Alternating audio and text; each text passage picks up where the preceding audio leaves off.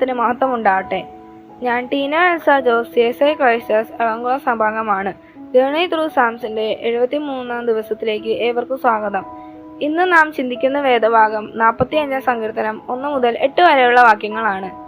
ഈ സങ്കീർത്തനം രചിച്ചിരിക്കുന്നത് കോരഹ് പുത്രന്മാരാണ്. ഇതൊരു മശിഹാ സങ്കീർത്തനമായി പരിഗണിച്ചിരിക്കുന്നു. മശിഹാ സങ്കീർത്തനമായതുകൊണ്ട് തന്നെ ഇതിനകത്ത് നിഴലായിട്ട് നമ്മുടെ ക്രിസ്തുവിന്റെ മഹത്വത്തെ വെളിപ്പെടുത്തുന്ന അനേകം വാക്യങ്ങൾ ഇതിൽ കാണാം. ആത്മമണവാളനായിരിക്കുന്ന ക്രിസ്തുവും മണവാട്ടിയായ സഭയും തമ്മിലുള്ള ബന്ധത്തെക്കുറിച്ചാണ് ഈ സങ്കീർത്തനത്തിൽ പ്രതിപാദിച്ചിരിക്കുന്നത്.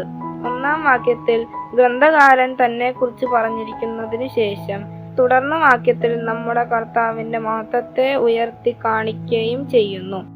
1-ാം വാക്യത്തിൽ 3 കാര്യങ്ങളാണ് സങ്കീർത്തനക്കാരൻ പറഞ്ഞിരിക്കുന്നത്: ഹൃദയം, വാക്ക്, നാവ്. ഹൃദയം. നമുക്ക് ശരിയായി ദൈവത്തെ ആരാധിക്കണമെങ്കിൽ ആരാധനയുടെ തുടക്കം എന്ന് പറയുന്നത് ബാഹ്യമായ പ്രകടനങ്ങളിലൂടെയല്ല. പിന്നെയോ അത് ആരംഭിക്കേണ്ടത് നമ്മുടെ ഹൃദയത്തിന്റെ ഉൾത്തടത്തിൽ നിന്നാണ്. ഹൃദയത്തിന്റെ അന്തരംഗത്തിൽ നിന്നുള്ള ആരാധന മാത്രമേ ദൈവത്തിന് പ്രസാദമാകുകയുള്ളൂ. എന്റെ കൃതി എന്നതുകൊണ്ട് അർത്ഥമാക്കുന്നത് നമ്മുടെ വാക്യങ്ങൾ ക്രിസ്തുവിനു വേണ്ടി ഉള്ളതായിരിക്കണം. നമ്മുടെ നാവ് ദൈവത്തിന്റെ മഹത്വത്തെ വർണ്ണിക്കുവാൻ വേണ്ടി ഉപയോഗിക്കേണ്ടതാണ്. ഈ വാക്യത്തെ അനുസരിച്ച് ജീവിക്കുന്ന ദൈവപൈതലിനെ ഒരിക്കലും ശങ്കിക്കേണ്ടതില്ല. 2-ാം വാക്യം മുതൽ ദൈവ സ്വഭാവത്തെയും മഹത്വത്തെയുമാണ് വർണ്ണിക്കുന്നത്. ലാവണ്യം നിറഞ്ഞ വാക്കുകളാണ് ക്രിസ്തുവിൽ നിന്ന് പുറത്തു വന്നത് എന്ന് പുതിയ നിയമം പഠിക്കുമ്പോൾ നമുക്ക് കാണുവാൻ കഴിയും.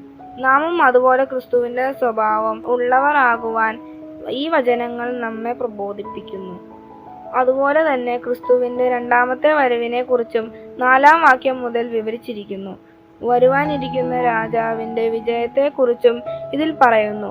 ലോകം കാണുവാൻ കൊതിക്കുന്ന നീതിയുടെ ഭരണം ക്രിസ്തുവിൽ കാണും. 6-ഉം 7-ഉം വാക്യത്തിൽ ക്രിസ്തുവിന്റെ ദൈവത്വവും ആളത്വവും കാണാം. ഇത് എബ്രായ ലേഖനത്തിൽ 1-ാം അധ്യായം 8-ഉം 9-ഉം വാക്യങ്ങളിൽ പറഞ്ഞിരിക്കുന്നു.